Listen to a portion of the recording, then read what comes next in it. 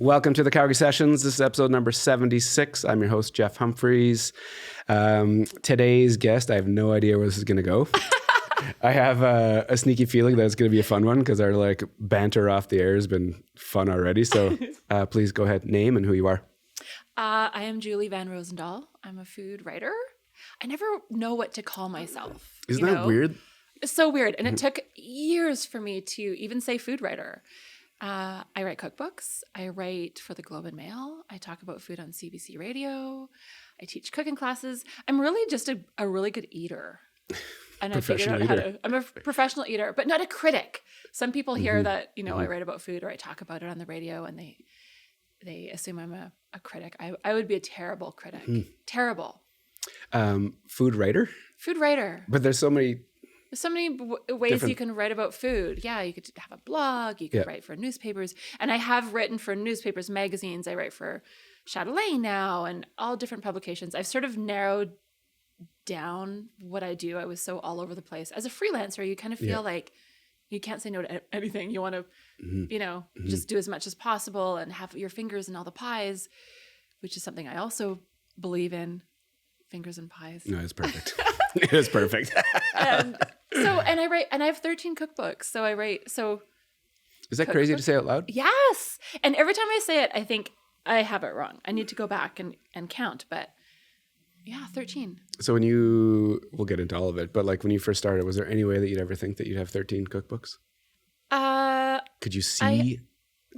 I hoped. Okay. I've always loved cookbooks ever since I was little. And my mom tells the story of when I was 3 and I asked when I could cook for myself. And she said, when you can read a recipe by yourself, then you can cook by yourself. So I went off with a stack of cookbooks and learned how to read. Best of Bridges? Those? No, they didn't come out till 75. Okay. Well, no, this, I guess. Ish. But we weren't in Calgary until I was in grade 2. Okay. So there wouldn't have been any Best of Bridge. Probably Joy of Cooking. I'm trying to think of the dates of that's a good question. No one has ever asked me that. Now I'm curious. Well, maybe what cookbooks? It'll click yeah. It's going to be lurking in your brain for the next hour. I got to go text my mom. Which cookbooks did I learn to read from? And then I came back and said, Mom, what's a tubaspa? She's like, a what? A tubaspa. She goes, use it in a sentence. Add 2 tablespoons of sugar. One was probably the Windsor Art Gallery cookbook, the Uncommon Cookbook put out by the Windsor Art Gallery. I still have a copy, and I'm pretty sure that predates me. So I was born in 1970. For everyone's doing the math. Yeah, totally. Wait a second. Yeah. Fired up Google. Yeah, totally. So the gist of the show is I like the guests to go back as far as they want to go. So how you grew up, where you grew up, your inspiration, your influences, and then we'll just kind of weave a path all the way to where you are today. So this would be a cool one. You've already started talking about it, but it'll just be to see all the seeds that you've planted to get to where you are. I think this is going to be a fun chat. So go ahead, go back as far as you want to go. So 3. So we started at 3, learning how to read. And where'd you grow up? I was born in London, Ontario, and then my parents were at University of Western Ontario. That's where they met, and then we lived in Toronto briefly. I went to grade 1 in Toronto, and then moved to Calgary before grade 2. So I grew up in Calgary, and my dad's a gastroenterologist. Gums to bums, as he puts it. I love that they have their own little sayings, all these fancy doctors. I know urologists that have other, so many jokes. Yeah, totally. He's the butt of a lot of jokes. You come by it honestly. I do. And I was always into food, and I read cookbooks from the time I was, from when I was 3. Out of all the things to pick up, whether it's comic books or was your mom cooking a lot? Was your dad cooking a lot? My mom cooked, but not an excessive amount, and we didn't have any family living here. My mom's family is in Windsor. Yep. And my dad immigrated from Belgium when he was young, and didn't have a lot of family, and his mom lived far away. So I didn't grow up with, Belgian food or British food, or we grew up with Best of Bridge, and growing up in Calgary, the Best of Bridge ladies were our actual neighbors. So can you hear my stomach growling? Just as soon as you said that, I was like, rumble. That would actually be perfect. I think we're getting some feedback. I'll see if we could jack up the audio for that totally. piece. It's Julie's stomach. Yeah, totally. So their kids were my friends growing up. Now, when you say that out loud, the path that you're on, the chances of moving to Calgary, and then these people, and for reference, some people won't know what we're talking about. Oh, so I'll tell. I'll tell. Oh, what do you know of Best of Bridge? Did you grow up with Best of Bridge? Yeah, my mom. Yeah, everyone did at a certain age. Like I can picture these books with those kind of like plastic. They were coil bound. Yeah. Those plastic black coils. Well, there was Surlock's binding, which was Company's Coming, which is also Alberta, but up in Vermilion. Jean Prey, they actually started around the same time. Jean Prey was just on her own, but then Best of Bridge was a group of 7 women in a bridge club who decided that they would publish a cookbook to raise enough money to go to Vancouver for the weekend. And this is in 1975. So they launched it in 1975, which was International Year of the Woman. I hope I got that right. And ironically, and I'm good friends with Mary Halpin, who is like the OG. They call her Mary the Mouth because she was like the mouthpiece of all of them. There are 4 remaining women. And hearing her talk about it is just the best. She would be a great guest. That'd be fascinating. A great guest. And so she tells the story of how they had to get their husbands to co-sign the loan for their printing, And anyway, they've actually sold the rights. I don't know how many years ago, maybe around 2011, to Robert Rose, a publisher in Toronto. But they've sold 4 million cookbooks, which is like huge numbers. Huge. It's like Jamie Oliver numbers, right? Wow. Like it's massive. So, but you're right to go back to, like, I'm on this path. I love food, and I just have an appetite. Like I'm hungry all the time. Crazy. But I also learned at a really young age how food connects people, and how it's a way that we show affection. We nourish people. We comfort. We entertain. We celebrate. Yep. Like it's all around food.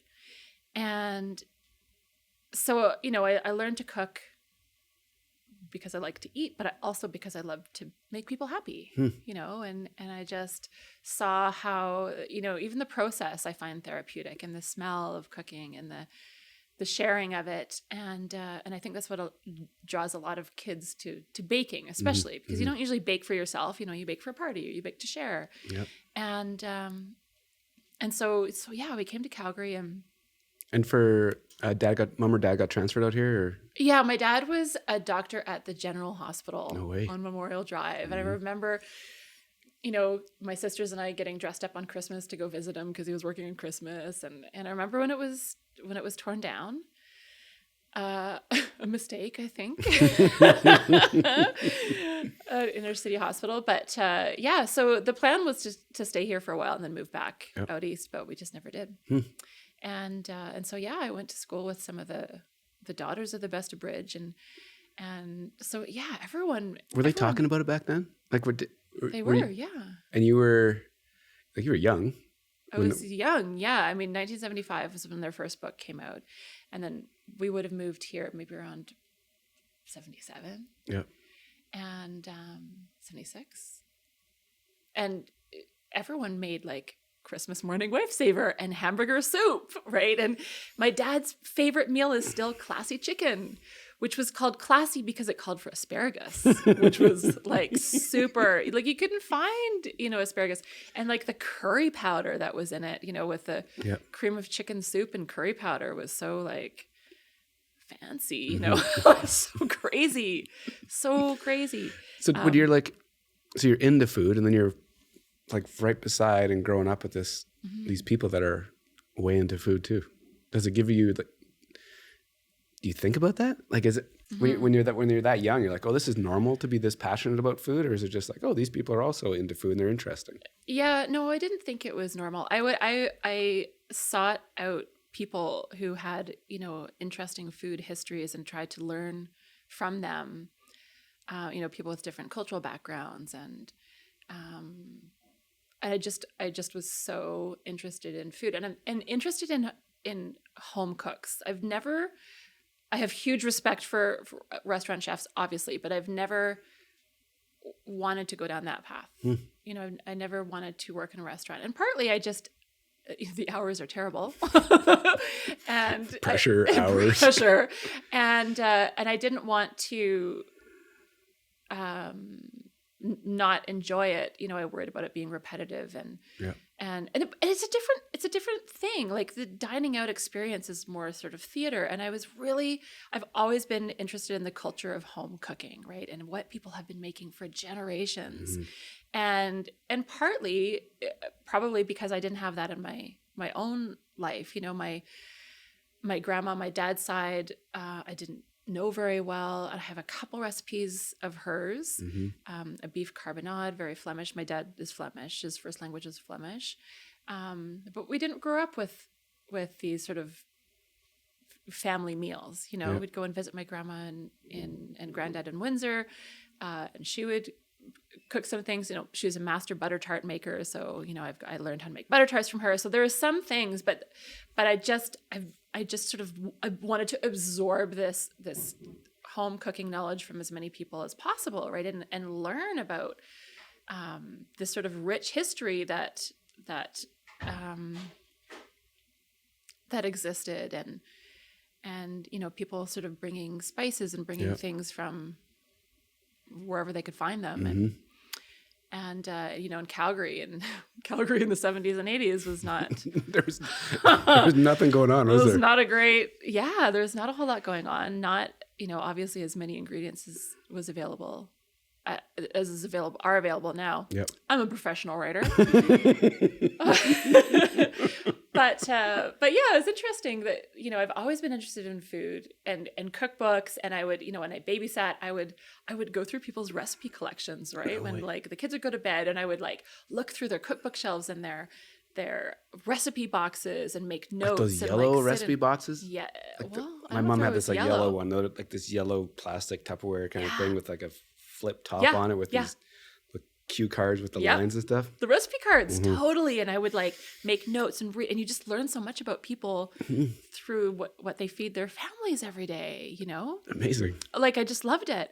And so when I had to talk to my class we had to do a presentation about what we wanted to be when how we old? grew up. What grade's this ish? Like probably grade 4-ish. Yeah. And I said I wanted to be the food editor of Canadian Living magazine. Right? Like left field. Right? Nobody else wanted to be that. Nobody knew what you were talking about. I wanted to be Elizabeth Baird. And now I'm friends with Elizabeth Baird, who's, long since retired. There's no Canadian Living test kitchen anymore. And the job actually came up maybe 10 years ago, and everyone sent it to me. But it would have involved moving to Toronto. And at that time, magazines were different. When I was a kid, there were very few people who had that platform to share recipes, right? There's Canadian Living and Chatelaine. And as a kid, I read those magazines, and then there was Mary Moore, who not a lot of people know, but she was a columnist for decades in, 20 newspapers or something. She had the big like beehive hair, and people would write her letters, right? And I loved it. They would like, I have been looking for this jellied salad recipe, or this aspic or whatever, and she would write back, and so when I was in my 20s in the 90s, I wrote. Maybe I emailed. When did email start? In the 90s? Would have been like 94, 95, 96. Yeah. Kind of in there. So maybe I emailed. But I feel like there was a lot of like letters like typed out. Yeah. You were sending to these people? I sent them to small town newspapers all through the prairies, and said like, if you would like a food column, I will write one for free just to practice. So before we go there, what is, you're done high school then? You're like early 20s? I graduated I was supposed to graduate in 88, but it took a little bit longer because I went to Bishop Carroll, which is a work at your own pace. Oh, I know that one. And I was like, yeah, I'm going to graduate in 2 years. Mm-hmm. So was it 3.5 or 4? It was 3.5. Yeah, that extra, extra year. And which is good. Some people do the 5-year program. The 5-year, yeah. No, I managed to squeak it out under 4 years. But and when I was in high school and junior high, I went to junior high with Nahid Nenshi. No way. Where? It was called Oakley Center. It was by Garrison Woods, and it only existed for 4 years. Okay. It was for gifted, I'm using the air quotes, kids. So there were a whole bunch of like math geniuses at my school. I was not a math genius. Were you a genius of some sort? I don't know. Apparently my IQ was. You were like. They did IQ tests. And you got in. And I got in, which is funny. And I'm going to be all over the place with this. That's why this show is amazing. This is like a 4-hour podcast, right? Totally. Get comfortable wherever you are. We're going. When I was born, I was breached, and they do the APGAR test. Do you know this? I don't know much. They it's like how fast you cry and your color, and they pinch your feet, and it's 1 to 10. Mm-hmm. My APGAR score was like 0 or 1 or something. Like, it was so low that they almost didn't let me into the school because they're like, she is serious. Like, they thought I was gonna have a lot of struggles. Things that come to me that I haven't thought of for like decades when I'm doing podcasts. Like, I remember that.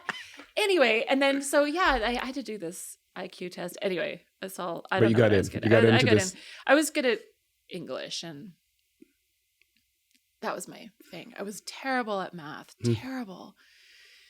And how did I even get onto this? Because we were going to junior high, high school, and kind of weaving our way through there. Right, that's right. And I went to Bishop Carroll. I thought I was going to graduate fast. I did not. So you graduated, and then did you have a plan? Oh, and I was at Bishop Carroll. I was one of the Howdies. I was with a Heidi and Howdy during the Olympics. You were? Yeah, I was one of the Howdies. How many were there? There was 100 by the time the Olympics came along. There was 100 of you? There was 100, and I could only go in the Howdy suit because I was 6 feet tall. I'm shrinking. I'm not 6 feet tall anymore. But you had to be under 5'6" to be in the Heidi suit. Yep.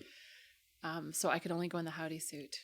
Where does this like opportunity even come from? Is this like a drama? Well, it was because we had this flexible schedule there. Mm-hmm. And so like Mark Tewksbury was there. There were a whole bunch of athletes and kids who could, were like actors and, You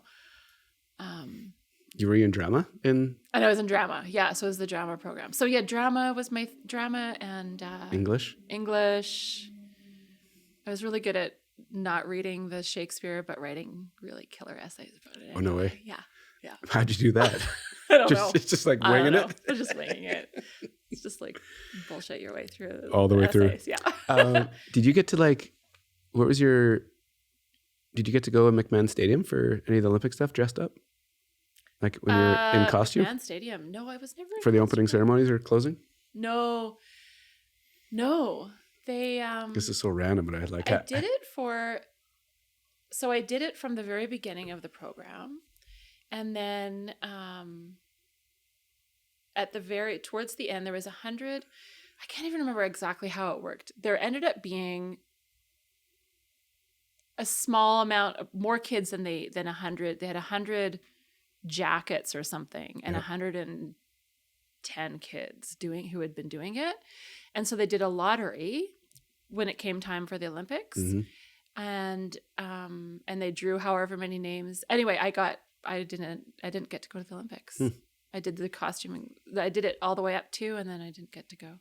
I seem to recall I got drawn for Nikiska, and then I ended up getting the boot because I didn't have enough suits. So and so my mom was irate. She was like, "It should be how long you've been doing it for," Anyway, but we used to. Oh my gosh, my brain tends to go blank when I have a microphone in front of me sometimes. The old mayor of Calgary at the time. Ralph Klein. Thank you. I know people. It's just like my brain is like, you're not going to think of it. We would make a point of hugging him because the blue, we'd get the fur all over his suit. No way. Just be so irritated. Like this, Ralph Klein, hug him. Those two bears would be like closing in. He's like, no, I don't have a lint roller. But so many great stories. Like it was such a fun thing to do. So much fun to be a part of. Did you have other jobs when you were like through high school? I actually did a lot of mascotting through high school. Like so random. So random. So I was like Alfie the alpha milk bear and the ATP elephant. And I did this tour. I actually just ran into Glenn Street, who does street costumes, who's my neighbor. And I was like, actually, we used to work together. And we went on a tour to Edmonton to like teach kids proper phone manners. Like so random. Wow. Anyway, I did a bunch of mascotting. And it was great because I was so shy. So shy. My oldest friend, I actually got set up with our teachers in junior high called our parents, and they were like, okay, these two are so painfully shy. We're going to set them up on a project so that they can like be shy together. And we're still friends. No way. Oh, we're still friends. Yeah. But I was so shy. Being in the costume was like so freeing because no one knew I was in there. And I was so self-conscious because I was, a higher weight than what was socially acceptable at the time. And so ridiculed for it, like kids were assholes, hey? Adults were assholes. Kids, kids were mean, but so were like just as often it was adults. I remember being at a birthday party and, all the kids were sitting cross-legged on the carpet. Remember when there was carpet? Everyone had carpet. Usually like dark brown. Yeah.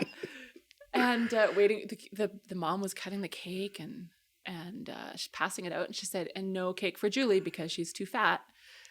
So I sit there and so common.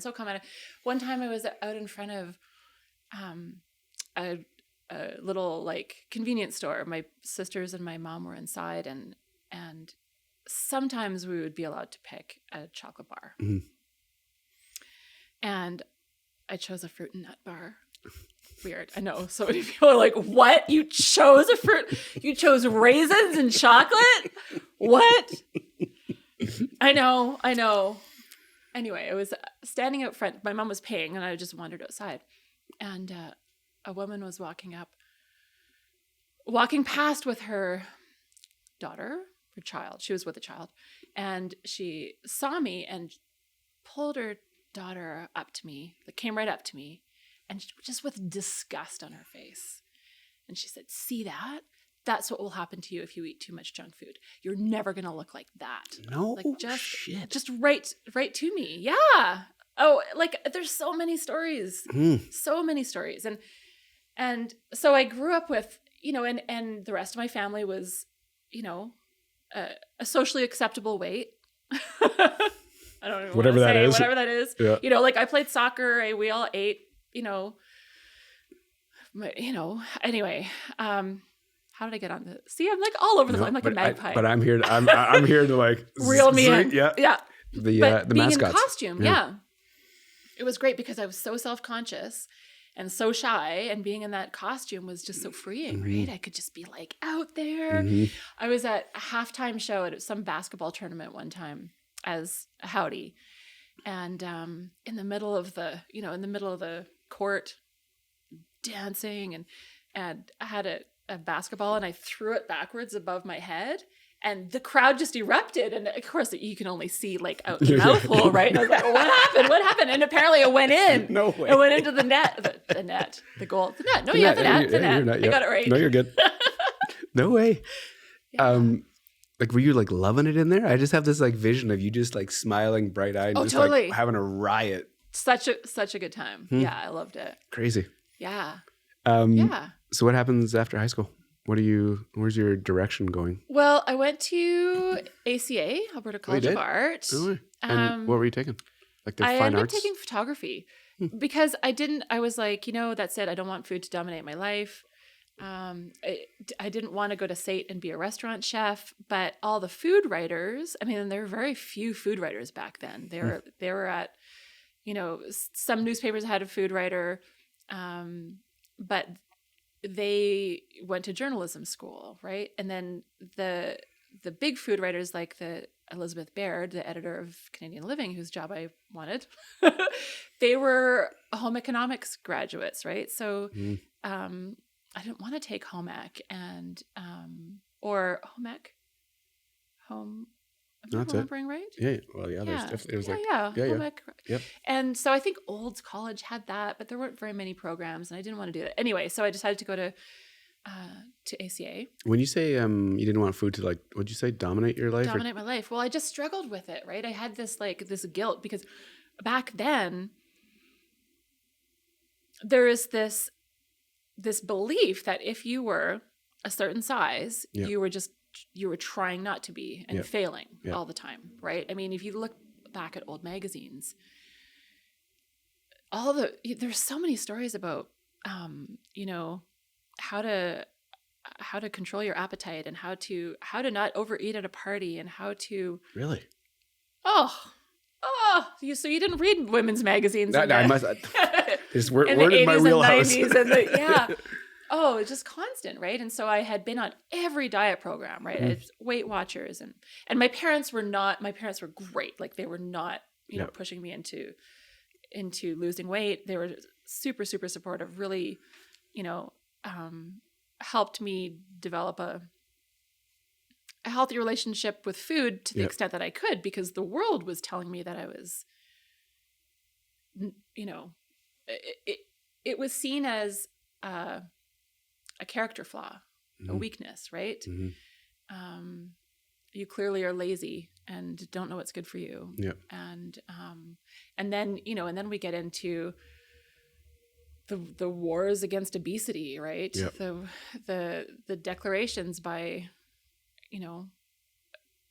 really influential people that anyone who is a bigger size is a drain on healthcare and a drain, you know what I mean? Like it just was awful. And so I just had this really complicated relationship with food. I loved it, and I loved cooking, and I still love it, but I also felt guilty, and I can still count the calories in any plate of food you put in front of me. I can calculate the calories in that. Because it was just this part of your life it's part of my life for my formative years, right? And I was in Diet Center Jenny Craig, right? I was going to ACA and on Jenny Craig and bringing my little frozen meal, like crazy. And you feel like you're sort of being punished for something that,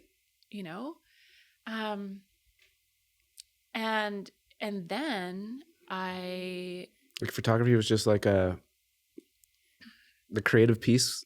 Yeah, I was like, I did black and white portraits because I just was so interested in people. So cool. I loved that. Were you still like super shy at that age when you're going to ACAD? Yeah. Yeah. Yeah, I was. I still am. People don't believe it, but I still am. Are you shy in groups or because one-on-one? I haven't seen it yet. No. But yeah, more in groups. Like bigger settings, you kind of this is me. So for me, I'm an introvert through and through. And so you throw me in a big room and I want to get to that back wall as soon as I can. I want to see everything that's happening, but I don't want to get involved in group conversations. Yeah. I don't know. I think I'm both because I'm really interested in people. But if you're in a room with 5 people talking. Yeah. I found the kitchen. I go to the kitchen. You're home. Can I help? Can I help in here? Gives me something to do. Sorry. No, but it's continue. To go around that, these circles of conversations just drive me crazy. Yeah. People, whether there's one person that controls the conversation, it's just nonstop talking about themselves. I just feel so awkward in those situations. But, to just have one-on-one conversations, I'm more than happy and capable to get in on that. But totally, the group ones are hard to navigate. Yeah, I agree. I guess throw you in a kitchen with a bunch of people. Yeah, it's great. you're like very comfortable. Well, and it's a great place to have conversations with people and kids, especially because I have a teenager. He's 17, and sitting across the table from him, be like, "So, how's your day? Good." Like nothing, right? And I recognized at an early age that in the car he'd be more chatty. He'd ask questions because you're not sitting like staring at each other, right?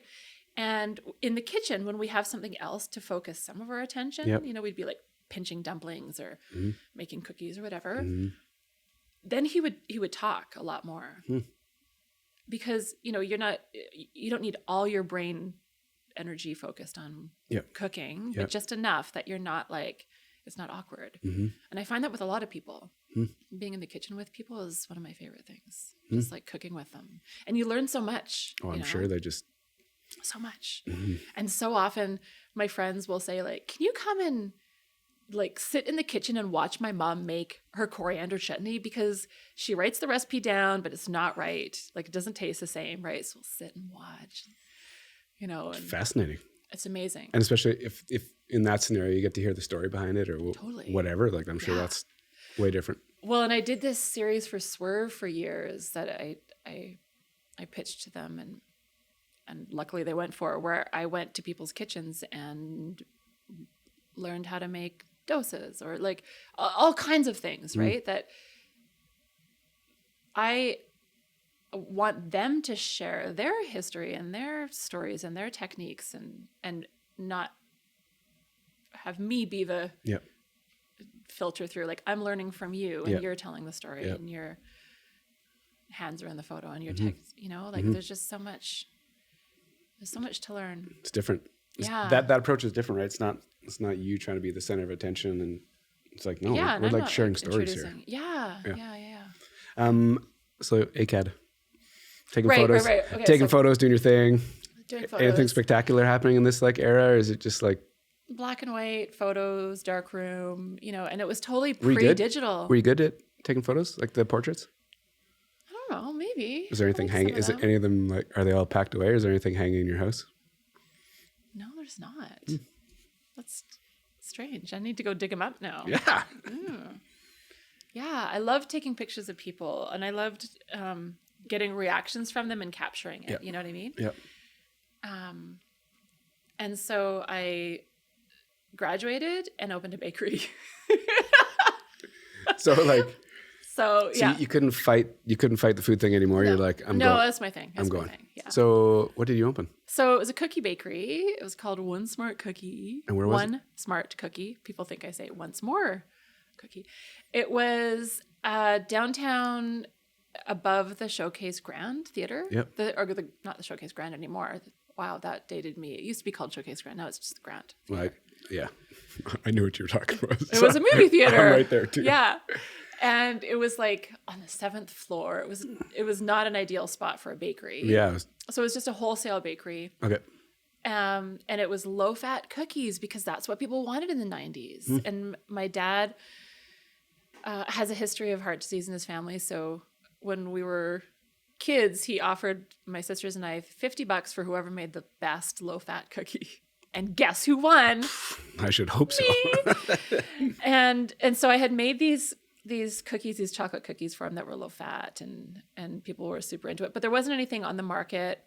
And so I ended up selling them in about 50 restaurants and coffee shops. No way. And I actually took them to Subway because Subway at the time was doing like low fat baked lays and all, Yep. And they wanted to do a test market. In their Western Canadian stores. In fact, I was going back and forth with them and they would call and I was like, I didn't want them to know it was just me. So very briefly, I was like, please hold. I'll see if she's in. Dual voice. This is terrible at it. It was terrible. Sorry, I'm hitting the table. No, you're good. And, but they wanted the cookie dough pre-portioned. They were going to bake it in the stores, but they wanted it for like 12 cents or 14 cents per cookie, which was. And so I went through these different companies that were like federally inspected to make the dough on a large scale. And the dough was really like sticky because it was low fat. So it was hard to extrude and it was hard to cut and it was messing up everyone's machinery. So for a couple of years, I worked on that, never got it done. And in the meantime, I thought I would write a cookie book. Before we started talking, I was rambling on about this idea that I have about space, right? Yeah. So here you are to go down that path of, getting a lease, getting all the equipment, having no revenue, no clients, no customers. Yeah. You're just like, this is what I'm going to do. Yeah. Like I'll figure it out when I get there. Yeah. Yeah. Like, I guess that's kind of what you just trusted it. Like you just trusted that. And then, so you get there, you're obviously trying to figure out your equipment, your recipes, and then to go sell it to different places. Yeah. Just taking samples, like just walking around and just markets, restaurants, whoever. I actually started in my apartment. So I was like 25. I was 25 at the time. I started in my apartment, and I was looking for space, and I was sort of testing the market, right, to see if there was interest. Mm-hmm. And I would, the resident manager of my apartment building at 1313 13th Avenue in the Beltline, and I lived in the apartment used to be like the community room, right? So it was like there was like a men's and a women's bathroom and just like one big space. Anyway, the resident manager caught on to what I was doing, so I used to smuggle them out in a laundry basket. I used to smuggle the cookies out because he was like, "You can't run a business in here," and I was like, "But I hadn't found a space yet." So I would be like, "I'm just going to do my laundry," and I would cover them with like towels and stuff. And he'd stand there with his arms crossed and glare like, "I know what you have in that laundry basket." Evil cookies. I haven't thought of that for years. And so, I got like a used Hobart mixer and a big table and the ovens, and I had to reformulate all my recipes because you scale it up and it throws everything out of whack. So I had chocolate chip, oatmeal raisin, and this choco lava. My nephew called them lava because they were dark chocolate rolled in icing sugar, and then they kind of cracked as they baked, so they looked like lava. And so my nephew was like 7 at the time, and he named them chocolate lava. And I sold them at like all the Grabba Jabbas. Do you remember the Grabba Jabbas? Yeah. And like, all the coffee shops, a bunch of health clubs, and and then started writing cookbooks. And then, do you remember bagels and buns? Yes. That came up for sale. And I was too nervous to try and get loans, and like the equipment was old, but I grew up with bagels and buns. Mm-hmm. We moved from Toronto, and my dentist had told me that if I eat a bagel every day, it would keep my teeth straight and I wouldn't need braces. What? And because I know. And so we got to Calgary and we couldn't find bagels. And my mom says, I was like panicked. Like, where are we going to find bagels? My teeth are going to be a disaster if we don't find bagels. And so then bagels and buns, I don't know if they opened up or we just found them, but we would always go to bagels and buns. Anyway, so I did not buy bagels and buns, but, and just got really tired of schlepping all this stuff up and down. And so ended up closing the bakery and writing a cookie cookbook. And so at the time I'd grown up with Best of Bridge, and Best of Bridge sort of taught me that they were like, we don't know how to write a cookbook. We're going to do it anyway. And we're going to sell the hell out of it. And they did. And they took it to like gas stations. And same with Jean Perret and Companies Coming. We're going to take it to stores that aren't bookstores, right? Mm-hmm. Like grocery stores and gas stations and like all these other places. And they both did so well. They sold tons and like millions of cookbooks. I just did a story about Jean Perret. She passed away over the Christmas holidays. And I can't remember how many books they've sold. And they too, Companies Coming has sold to another publishing company, but they've sold like 11 million, or it's just wild, crazy numbers. And then in the 90s, the Looney Spoons cookbooks came out. And I don't know if you know the Looney Spoons. So Janet and Greta Podleski live in Toronto, and they self-published. They ended up partnering with David Chilton, the wealthy barber, because their book had been turned down by all these publishers, and again have sold like so many books. I should know the numbers, but it's in the millions for them as well. and I'm friends with Greta now. And so I was in my bakery listening to them do all their media stories on the radio, right? And with Looney Spoons and so they're the self-published. So I'm like, I'll self-publish a book. So I self-published my first book in 99. No way. Yeah. And what happened? Well, it was a cookie book. And sorry, I'm thinking through like how did all that unfold? While I was writing it, I also lost 165 pounds. Holy. Which I don't talk about very often.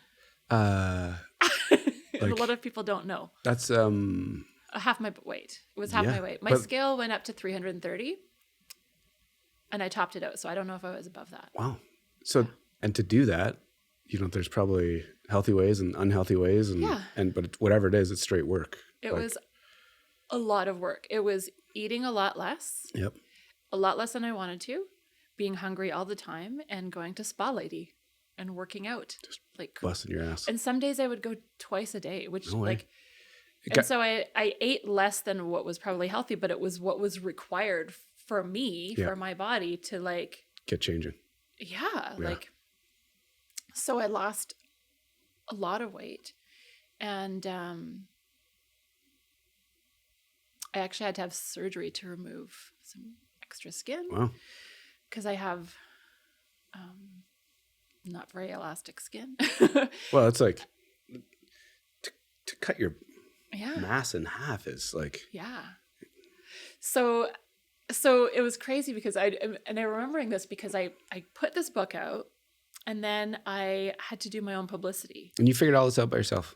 How to self-publish, how to like, you'd see enough examples of cookbooks. You kind of probably saw how they could come together, your style.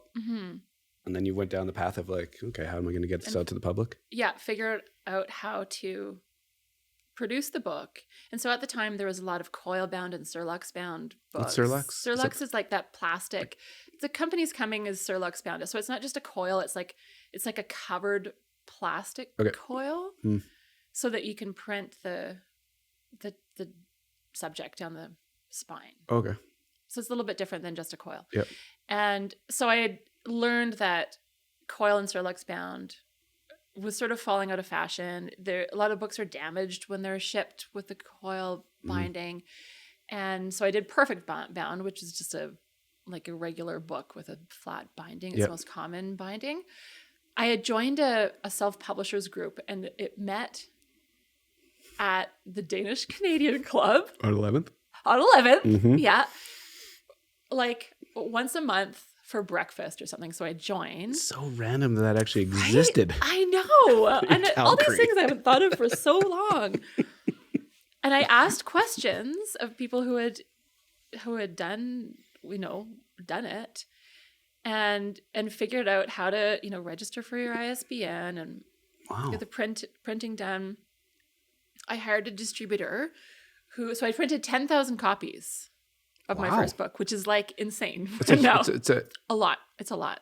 Yeah. So 5,000 is considered a bestseller in Canada. And I did this deep dive years ago in a story for the Globe to figure out where that came from. And nobody seems to know. Like people in publishing. That number 5? They're like no 5. one knows where that came from.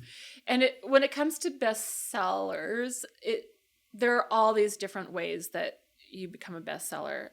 And that's a whole other. If I go off on that tangent, it's going to be a while. We're going to run out of tape. And people might not even be interested. But so I printed 10,000 copies. I sold them all. How?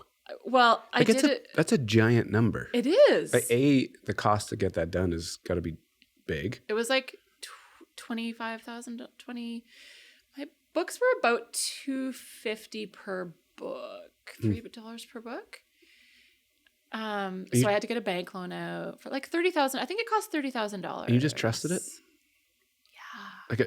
Yeah. You just knew in you that it was gonna go? Like you were gonna order 10,000, you're gonna sell 10,000. Yeah. That was it. Like go big or go home. Well, I really dislike that saying. I shouldn't say go bigger, but I was like, it's cheaper the more you print, right? And I thought if I'm gonna do this, I'm gonna Yeah. Wow. I did. And I did sell them. Quickly? Within a year. So, which is Fairly seems quickly. quick, right? Yeah, it is quick. And so back then, fewer cookbooks were coming out by far. And when I talked to Elizabeth Baird about their first cookbook, which was in 1975, she said 4 books came out that year, 4 cookbooks, 5 cookbooks. And now it's like, I can't even keep track of all the books that come out. Yeah. There are so many books. And, the whole publishing industry has changed so much. When I printed my first book, you had to, it was so expensive to pick color. You had to pick a certain number of color pages, and it was based on the signature, which is like the sheet of paper that they print on, and it's divided into a 12-page signature, a 16-page. So it's like, okay, you can pick 16 pages or 12 pages that are color, and then the rest is only like a 3-color process. So now everything is full color. Yep. Most publishers print overseas because it's so much cheaper. I've gone back to self-publishing in my last 3 books, cool. But I print in Canada. And so I hired a distributor in Toronto who subsequently went bankrupt, owing me $20,000. So there's that. So people... I moved back in with my parents. Their garage was filled with books. So these stories are the ones I find fascinating. Yeah. Because people that don't know your history, like no. me, or I'm sure most people don't know this piece of it, right? They see you at the end of it. They see 13 books. Yeah. Look at you. Either they admire you, or they respect you, or they want to know how, or they want to be like you. Yeah. But they don't know this. Yeah. And this can that could have sunk you, right? Totally. That could have sunk me. Yeah. Yeah. $30,000. Totally. And then those guys owe you 20. You're at your parents' place. You're storing these things. I went on a book tour. I booked my own tour. I booked Canada AM, and I got on the plane with a carry-on suitcase full of cookies for the display because I didn't have a kitchen in Toronto, and there weren't. I mean, food stylists existed, but I couldn't afford one, and so I made all the cookies in Calgary, packed them in a carry-on, went to Toronto. I did Canada AM. I did a bunch of shows. Just you emailing people, calling, and just saying, "Hey, here I have an idea." Yeah, I have this book. Are you looking for some to fill a segment?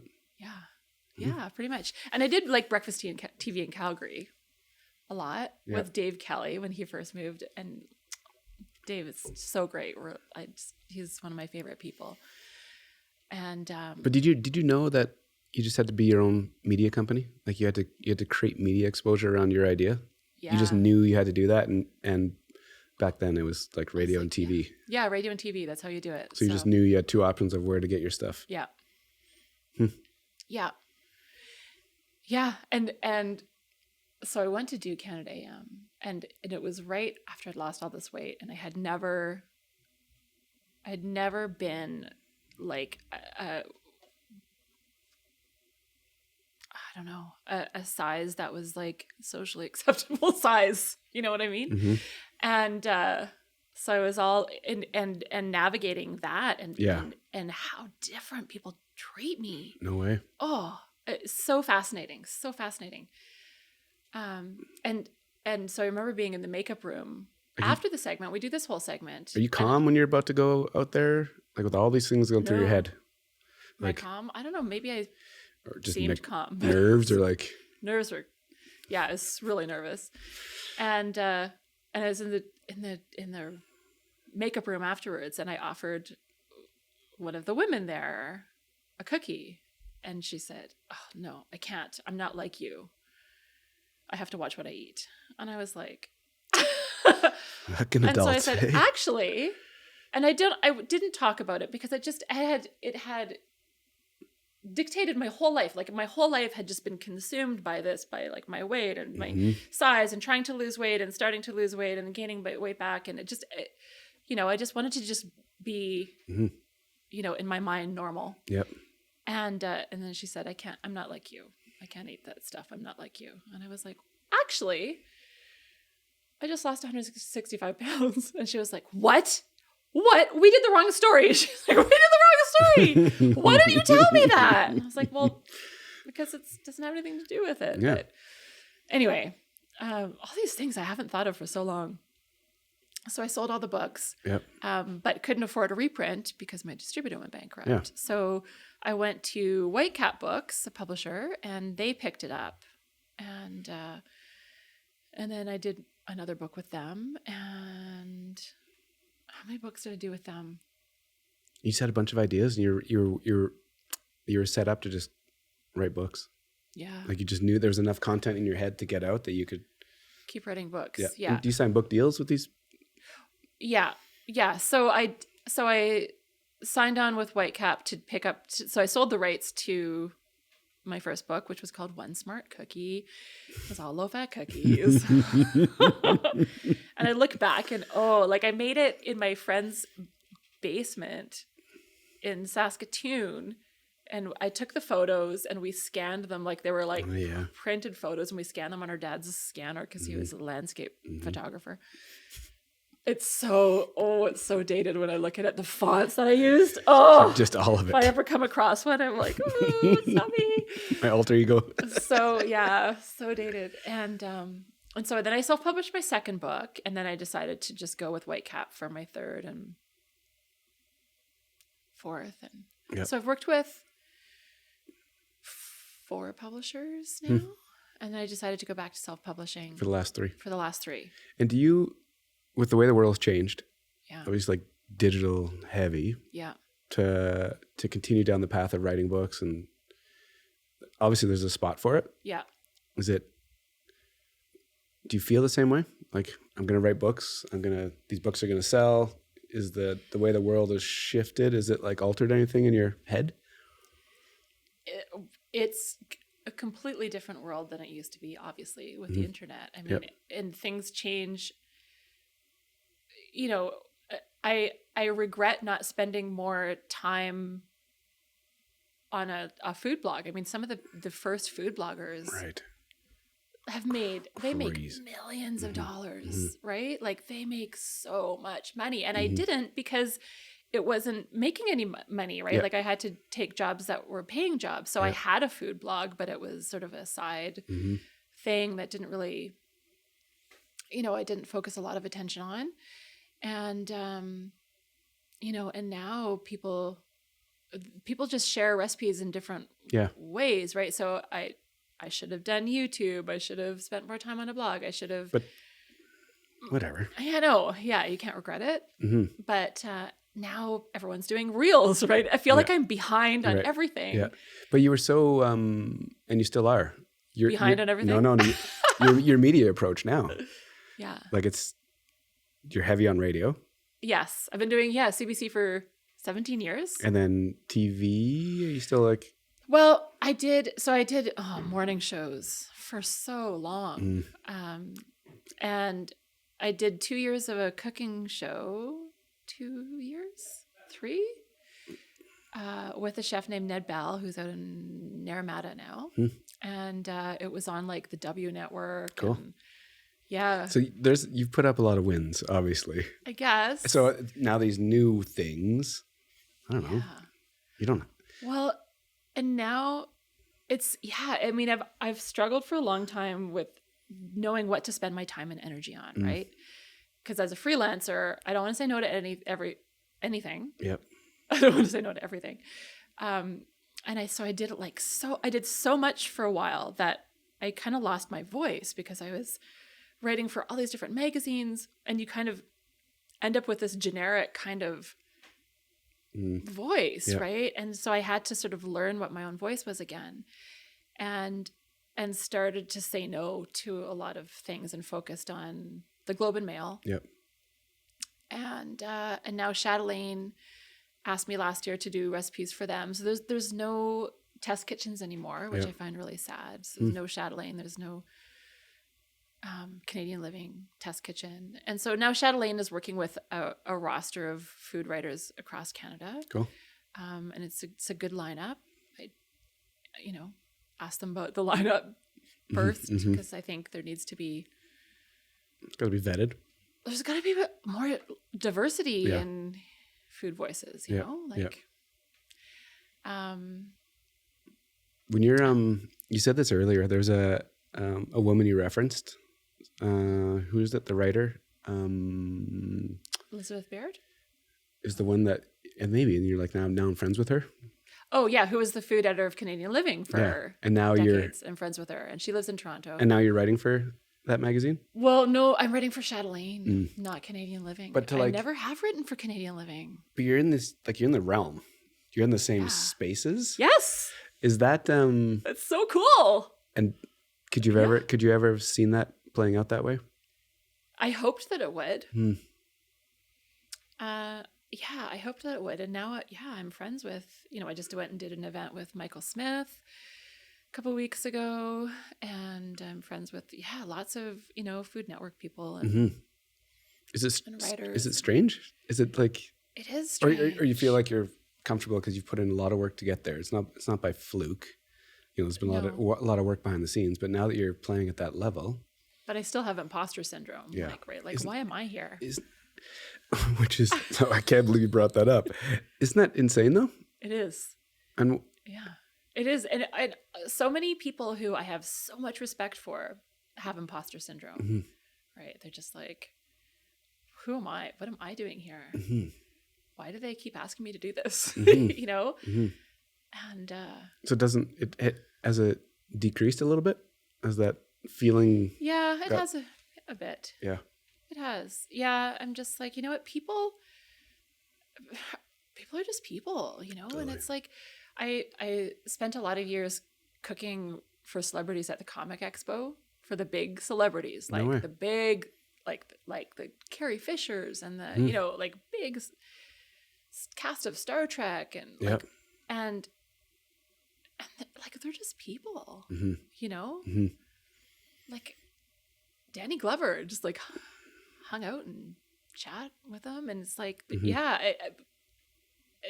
so I'm getting better at it, and sort of figuring out what my place is in it all, and I get really focused on what I should be doing. Like I should be doing more TV, and I should be doing reels, and I should be doing this and that, and I like writing cookbooks, and there are a cajillion cookbooks now. So how does that because it's changed so much and there's so many, what does that do to your direction? There's so many cookbooks that come out, and so many of them are through the same big publishers. Right. Only 5% of books published in Canada are by Canadian publishers.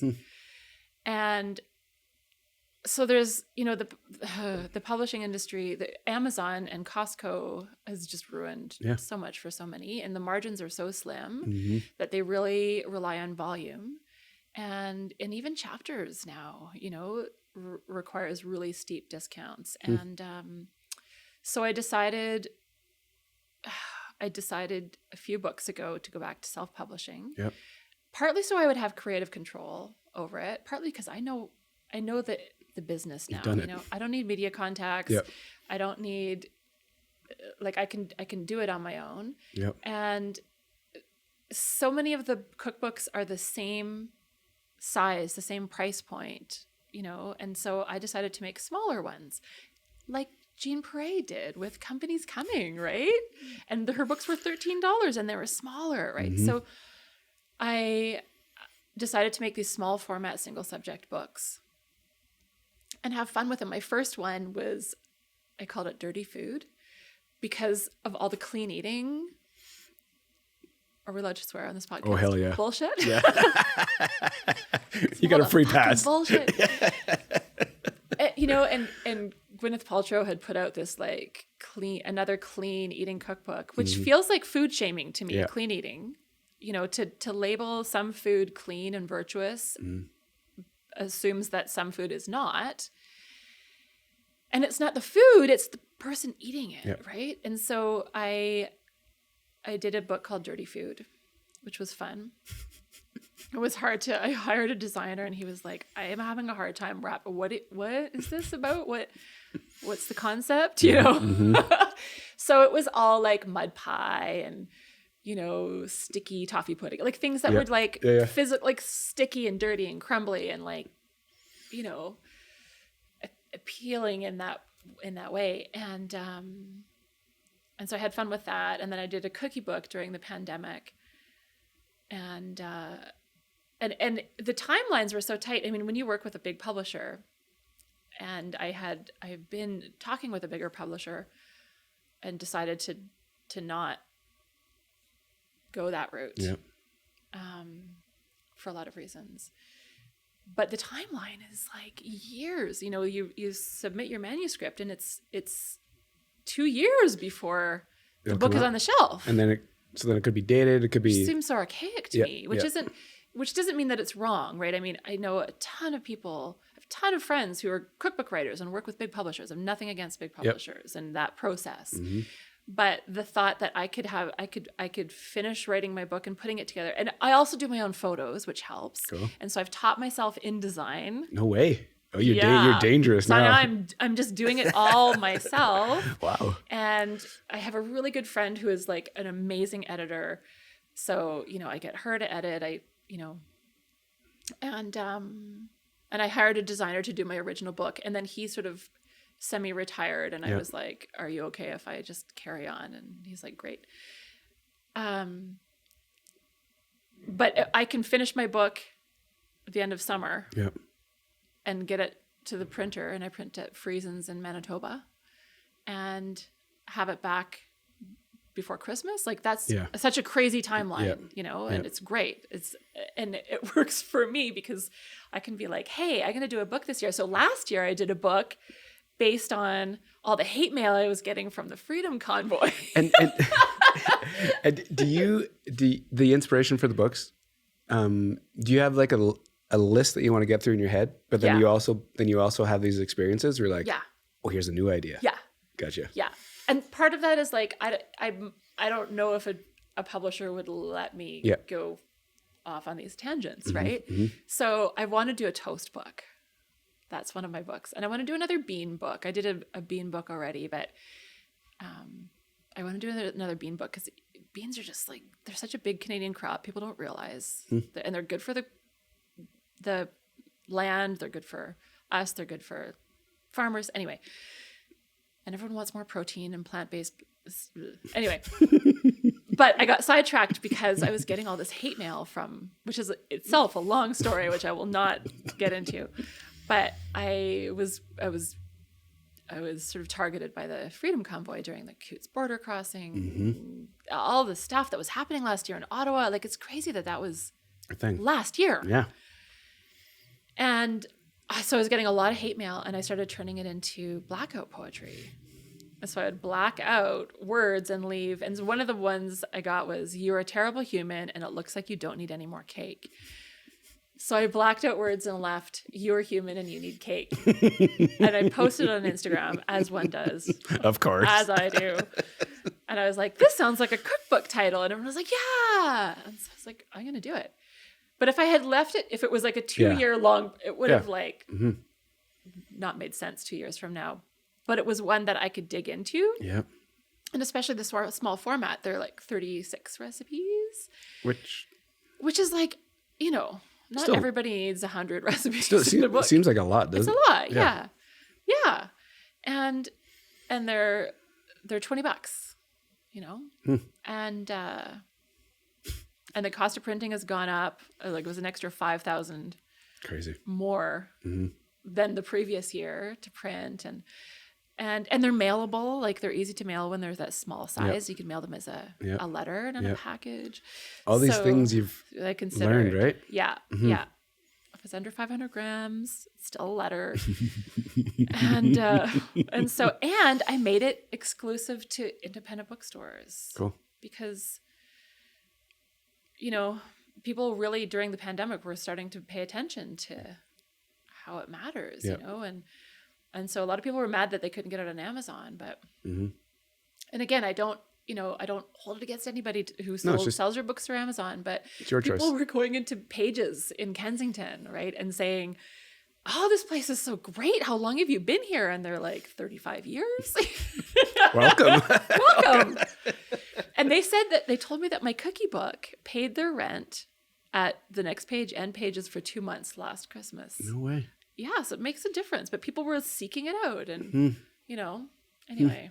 It's just a different approach. Oh, totally. Yeah, just a different approach. That's taken years to to figure that out. Like, and to be like, you know what, I want to do this, so I'm going to do it. Mm-hmm. Which that doesn't happen by chance. Yeah. I don't know what I don't know what the formula is, but it's a lot of experiences to get to that point. Totally, totally, and a lot of mistakes, and a lot of, I mean, I don't know, mistakes. It's such a negative connotation, but so they're all learning experiences. I know, it's so like built lots of character. I'm learning a lot about myself. Yes. And so going forward, do you see anything that you want to accomplish? Is there things that you keep hammering books? Is there something else you have Yes. I really want to do more. I love writing recipes, and I do recipe spreads for the Globe. I just filed one on Friday, and I love doing that, but I also really love more investigative journalism. So Buttergate? No way. Did you hear about this? No. What? Oh my gosh. How long have we been talking? Are you like... I don't... No, go. We're going to go back. We're going to go back a year. You didn't hear about butter? Butter being harder at room temperature? Have you heard this? No. I don't listen to anything. It's okay. This is in 2021. I'll try and keep this brief. So people were talking about how butter is harder at room temperature and asking what's up with butter. A lot of people, and at CBC, someone had tweeted me, and someone at CBC was like, "Did you notice that person asked?" And anyway, there was a lot of conversation about butter, and as a instructor and a recipe writer, I was noticing in my pie classes that the butter that was out of the fridge was firm enough but malleable. It wasn't super soft, right? So it was a good temperature. And then writing recipes, I was like, I used to say butter at room temperature, but it wasn't soft enough at room temperature to like cream. So I was saying butter softened. Anyway, so there was all this conversation about butter. Which is awesome. So at one point I was I said to my editor at the Globe, I think something's up with butter. And I tweeted about it, and I was like, so I'm going to get to the bottom of it. She's like, great, go for it. So I went and got all these different butters, and I had them all on my dining room table, poking them and thinking. Anyway, long story short, I started thinking about what would change the texture of butter. And I have a basic knowledge of fats, right? And I know that a fat that's very unsaturated is liquid at room temperature, right? Like olive oil, canola oil. A butter that's more saturated, like coconut oil, butter. I want to say lard, like animal fats. Yep. Lard is a lot less saturated than butter. But the more saturated is, the firmer it is at room temperature. So what would change the fatty acid profile of butter? The cow's diet, right? So I started, I did this deep dive, and it was February 2021 during the polar vortex. And so I spent the weekend just diving into dairy cow diets. and I was posting my theories on Twitter and Facebook and Instagram, because you never know who's listening, right? I agree. There's somebody knows something. Somebody. And so somebody messaged me, and then she's like, or they, I don't even know who, I have no idea who it was. And they said, maybe it has to do with the supply chain disruptions because of the pandemic, because some things that come from overseas are being disrupted, like the molasses and the palm fats. And I was like, palm fats?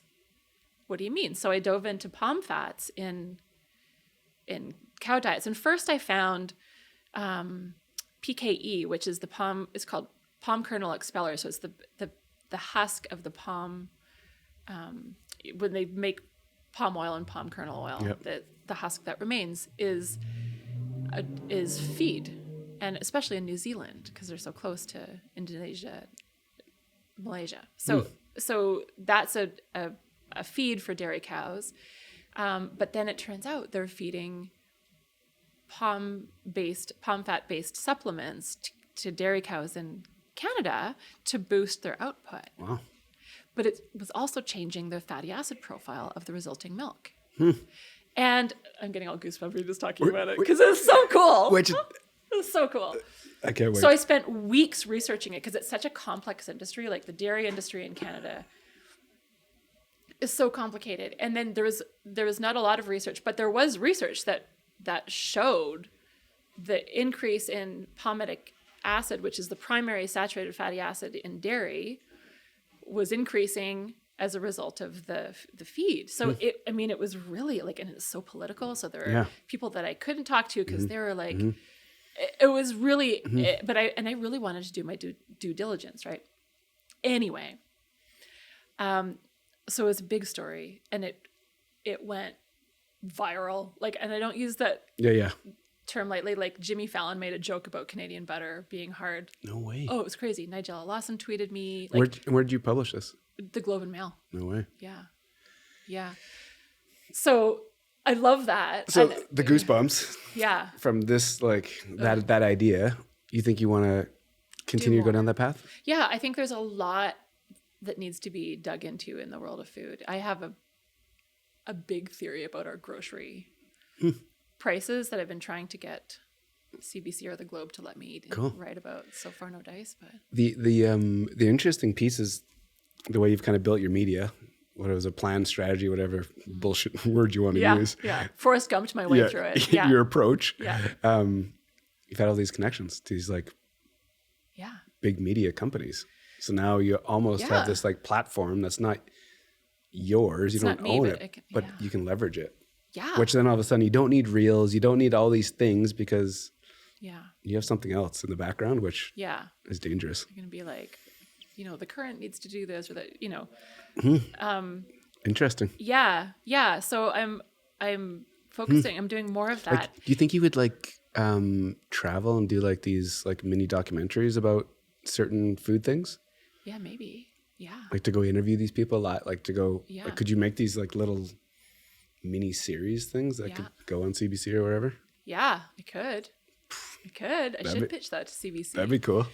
Totally. That would be amazing. And, but yeah, there's a lot of questions that need to be asked and a lot of things that need to be dug into. And you might be the person doing that. And I might be the person. That's cool. And it all goes back to this like passion for food. Yeah. And food access. That's the other thing that I'm focusing on a lot more. And something that I spent a lot of time on during the pandemic, especially when schools were closed and kids were cut off from a food source. I have a lot of connections in the food world with farmers and you're like set up chefs but also with the hunger related agencies, right? And there's a lot of gaps. There's no reason that public schools should need food supports, should have to do fundraising on their own. Yeah. Why can't there be a food bank in every school? There should be.